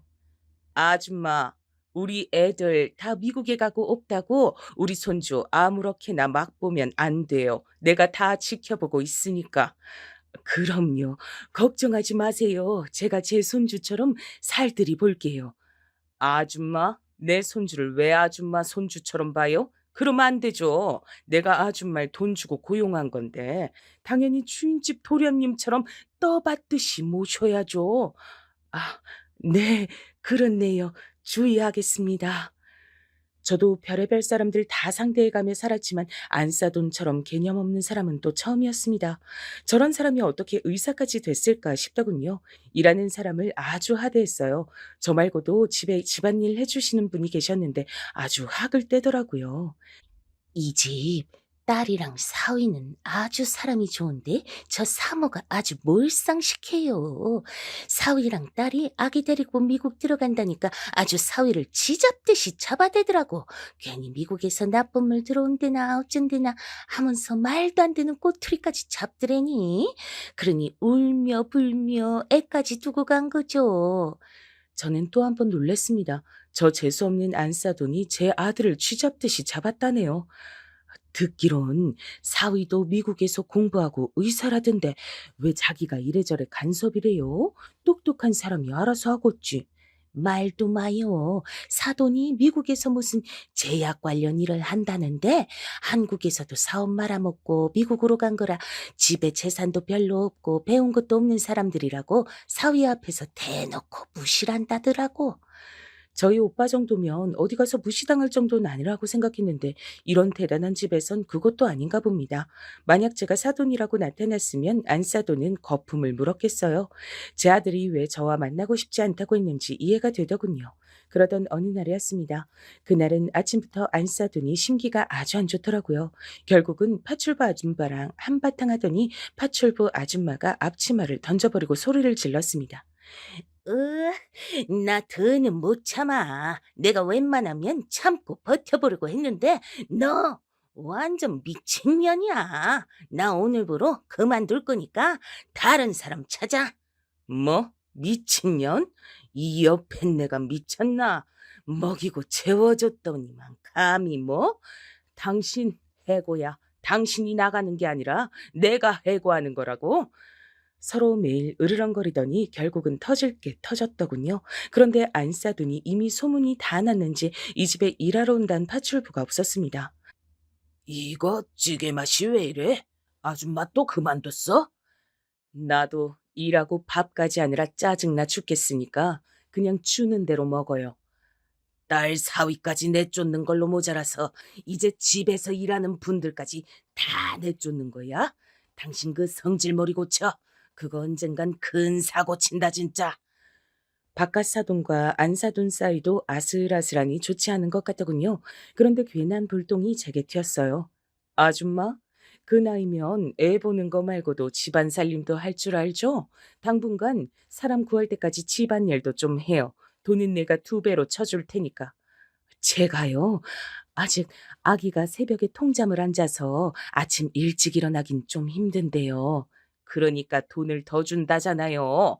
집도 없어서 남의 집에서 상주 보모나 하면서 한 푼이라도 더 벌면 좋은 거 아니에요? 그냥 잠 좀 덜 자면 되죠. 뭘 토를 달아요?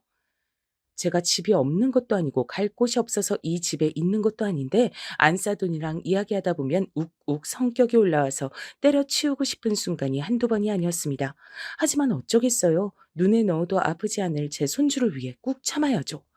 저는 이 집에서 1년을 넘게 버텼습니다. 언제 며느리와 아들이 돌아올지도 모른다는 불안감이 있었지만 손주가 너무 예뻐서 자꾸만 욕심을 냈어요. 한 달만 더, 한 달만 더 하면서요.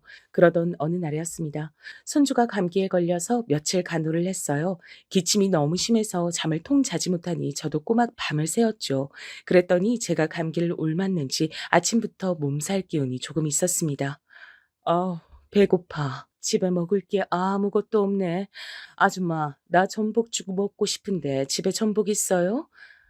네, 사모님, 전복 있어요. 금방 해드릴게요. 빨리 좀 해요. 나 등가죽이 폐가죽에 붙게 생겼어. 안싸돈이 배고픈 건 절대 참질 못하더라고요. 평소에 고상한 척 굴다가도 배고프면 버럭버럭 소리도 지르고 어떨 땐 제게 그렇게 굶떠서 어디 가서 밥이나 얻어먹겠냔 막말도 하게 되었습니다. 전 혹시나 또 버럭 소리라도 지를까 싶어 손주를 재워놓고 불이 나게 전복죽을 끓였습니다. 저는 약을 먹었는데도 감기 기운이 나아질 생각은 않고 자꾸 식은땀만 나더라고요. 근데 어느새 깨어난 손주가 자꾸만 보채더라고요. 그러고 보니 딱 점심 먹고 산책 가던 시간이었어요. 이제 막 걸음마를 떼서 매일 나가고 싶어 하거든요. 전 손주 얼굴을 보니 감기도 싹 낫는 것 같았습니다. 너무 이뻐서요. 저는 바로 유모차를 타고 나갈 채비를 했습니다. 손주도 며칠 감기를 앓느라고 놀이터에 간지 며칠 됐으니 제가 좀 힘들어도 갔다 오자 싶었죠. 근데 웬일로 안싸돈이 같이 가자고 하더라고요. 전복죽을 너무 많이 먹었더니 배가 부르다면서 산책이나 좀 해야겠다고요. 감기 나은 지도 얼마 안 됐는데 모자라도 쉬어야죠. 가만 보면 아줌만 나이가 많아서 그런가 사람이 좀 뭐든 귀찮아하는 것 같아. 아줌마 손주면 그렇게 하겠어요? 아, 제가 깜빡했네요. 모자 씌울게요, 사모님. 저는 안싸돈이 제게 다른 걸 가지고 구박하는 건 다 참을 수 있었지만 손주 가지고 제가 손주를 잘 못 챙기는 것처럼 말할 땐 순간 욱하기도 했습니다. 세상 어디에도 저처럼 제 손주를 아끼고 사랑해 줄 사람은 어디에도 없을 테니까 말이죠. 근데 오늘까진 그냥 하루 집에서 놀 걸 그랬나 봐요. 몸도 안 좋은데 옷을 좀 두껍게 입고 나왔더니 약 기운이 돌아 슬슬 졸리더라고요. 제가 연신 하품을 하고 있으니 안싸돈은 그게 또 마음에 안 드는 것 같았습니다. 아줌마, 어제 잠 안 잤어요? 애 보면서 무슨 하품을 그렇게 해요? 어디 불안해서 애 맡기겠어요? 죄송합니다. 어제 로아가 보채는 바람에 잠을 좀 설쳤더니 그런가 봐요. 어머, 어머, 이 아줌마 말하는 것 좀 봐. 지금 내 손주가 울고 보챘다고 나한테 눈치 주는 거예요? 암튼, 우리 손주 아직 말 못한다고 허튼 짓만 해봐요. 내가 다 지켜보고 있으니까. 아이고, 그게 무슨 말씀이세요? 제가 로아를 얼마나 예뻐하는데요. 다들 말은 그렇게 하지. 옛날 같음 내 손주 이름도 못 부르고 도련님 했을 인간들이 이젠 식모살이 하면서도 존중받길 바란다니까. 안싸돈 인성이 거지 같은 거야 진작부터 알고 있었지만 정말 정이 뚝뚝 떨어졌습니다. 어쩜 말을 저 따위로 하나 싶어서요. 근데 그때 손주가 그네를 밀어달라고 제 손을 잡고 당기더라고요. 그래서 저는 손주를 그네 위에 앉혀줬습니다. 그리고 살살 그네를 밀어줬어요. 어머, 어, 그때였습니다. 제가 손주 그네를 밀다가 깜빡 졸았나 봐요. 순간 안싸돈의 비명소리에 눈이 번쩍 떠졌습니다. 그런데 그네 아래 손주가 넘어져서 얼굴에 모래가 잔뜩 묻은 채로 울고 있더라고요. 아이고 어떡해. 할머니가 미안해. 우리 아가 괜찮아. 그 순간 생각지도 못한 일이 벌어지고야 말았어요. 안싸돈이 손주를 안고 있는 제게 씩씩거리며 걸어왔습니다. 그러더니 제 멱살을 덥석 잡더라고요. 얼마나 힘이 센지 하마터면 애도 놓칠 뻔했어요. 이년이 내가 너 이럴 줄 알았어. 감히 우리 장순 다치게 해? 내가 너한테 뭐라고 좀 했다고. 너 일부러 그랬지. 너 내가 가만 둘 줄 알아? 왜 이러세요? 제가 일부러 그랬다니요. 달이나 저는년 불쌍해서 데려다 먹여주고 재워줬더니 결국 사골 치내쳐. 너 내가 바로 자를 거야. 알았어? 미쳤어요? 지금 뭐 하는 거예요? 놀랄 일이 벌어졌습니다. 익숙한 얼굴의 세 사람이 캐리어를 끌고 놀이터에 나타났습니다. 바로 저희 오빠와 제 아들 그리고 며느리도 있더군요. 아들은 제게로 달려오더니 안싸돈의 어깨를 잡아 제게서 밀어내 버렸습니다. 얼마나 세게 밀쳤는지 안싸돈은 그대로 바닥에 넘어져 버렸어요. 다니엘, 너 오랜만에 만난 장모한테 지금 뭐 하는 짓이야? 저런 망할 늙은이 때문에 감히 날 밀쳐? 지금 당장 사과 안 해? 전 바닥에 꼬꾸라진 안싸돈이 걱정돼서 달려가려고 했지만 아들이 제 앞을 막아서더라고요. 장모님이야말로 사과하세요. 아무리 아이가 넘어졌어도 그렇지 어떻게 그런 막말을 퍼부으실 수가 있어요? 그 순간 제가 말릴 틈도 없이 아들은 안싸돈에게 달려갔습니다. 아들 눈은 이미 돌아 있었죠. 내가 저딴 하찮은 년한테 사과를 왜 해? 뭐야? 너도 없는 집 아들이라 저런 인간 편드는 거야? 암튼 없는 것들은 상종하지 말아야 한다니까. 그 순간 주변에서 말릴 틈도 없이 아들이 안싸돈의 멱살을 세게 잡았습니다. 하찮은 년? 말 다 했어요? 저분 내 어머니예요. 절 낳아주신 친엄마라고요. 한 번만 더 우리 엄마 건드리면 장모님도 죽어요. 뭐? 어, 엄마라니? 무슨 엄마? 아니, 사돈, 무슨 말을 좀 해봐요. 저 여자가 왜 엄마야? 이게 무슨 소리냐니까요? 아니, 사돈, 그게 사실은 어떻게 된 거냐면요. 죽을 때까지 꽁꽁 숨기려던 비밀이 결국 다 밝혀지고 말았습니다. 이게 다 제 잘못이었어요. 조금만 더 하며 손주 옆에 있으려던 제 욕심으로 인해 결국은 아들 인생을 망쳐버리고 말았네요. 그날 저녁 안사돈은 난리가 나서 가족들 앞에서 소리를 지르고 난리가 났어요. 그러니까 우리가 지금까지 사돈으로 알고 지냈던 분들이 사실은 다니엘 삼촌이고 우리 집에서 1년 넘게 일한 보모가 다니엘 어머니였단 얘기야? 이게 말이 돼? 이건 명백한 사기 결혼이라니까. 너희 내가 싹 다 고소할 거야. 어디 감히 우리 집안에 사기를 쳐? 엄마, 제발 그만해. 엄만 본인이 잘못한 것도 몰라? 지금 당장 어머니께 사과드려. 우리 없는 사이에 도대체 어머니한테 어떻게 군 거야? 너는 그렇게 술술 입에서 어머니란 소리가 나와? 하긴 그러니까 멍청하게 사기 결혼이나 당하지. 엄만, 나 다신 안 만난다고 떠나놓고는 우리 집에서 내 아들을 왜 키우고 있어? 삼촌은 정말 몰랐어요? 아들은 이 상황이 너무 혼란스러운지 어쩔 줄을 몰라 했습니다. 그게 무슨 소리야?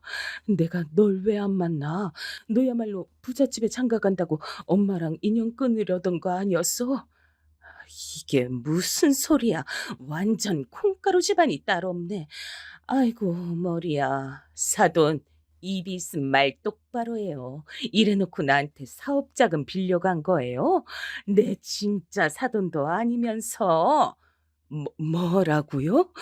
오빠가 돈을 빌려갔다고요? 오빠, 이게 사실이야? 이제야 알았습니다. 이게 다 저희 오빠 때문에 일어난 일이었어요. 글쎄 오빠가 중간에서 저와 제 아들을 속였더군요. 제겐 아들이 저와 만나고 싶어 하지 않는다고 거짓말을 해서 절 떼어놓고 아들에겐 제가 웬 돈 있는 남자를 만나 재혼했다고 했대요. 그래서 아들 만날 생각이 없다고요. 정말 기가 찼습니다. 그렇게 저와 아들 사이를 갈라놓곤 자신은 사돈에게 사업 자금을 받았대요. 미안해. 내가 갑자기 사업이 힘들어지는 바람에 그렇게라도 안 하면 너희 올케가 나랑 이혼한다고 난리를 치잖아. 아, 내가 정말 미안하다. 오빠는 안 그래도 돈 좀 빌렸다고 자신을 개무시하는 안사돈 앞에서 사실대로 말할 수는 없었다네요. 안사돈 말이 맞았습니다. 저희가 콩가루 집안이 맞았어요. 그래도 속은 시원했습니다. 모든 진실이 다 밝혀져서요.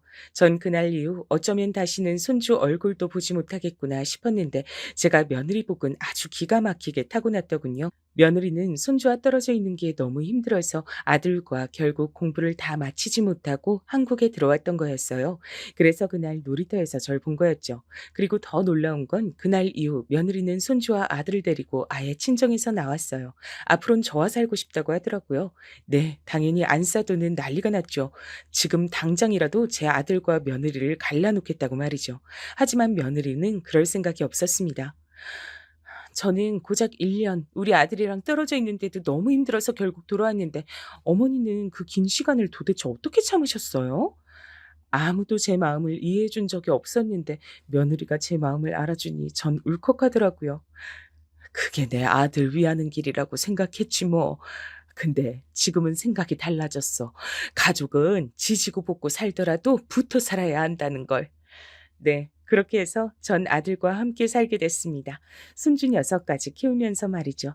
아들과 며느리는 처가 병원에서 나와 동네의 작은 병원을 하나 개업했습니다. 아들은 숨통이 트인다면서 이제야 좀 살겠다고 하더라고요. 저희 오빠는 어떻게 됐냐고요? 오빠는 미국에 돌아가기 전에 제게 미안하다고 울고불며 사과를 했어요. 그리고 전 용서해줬습니다.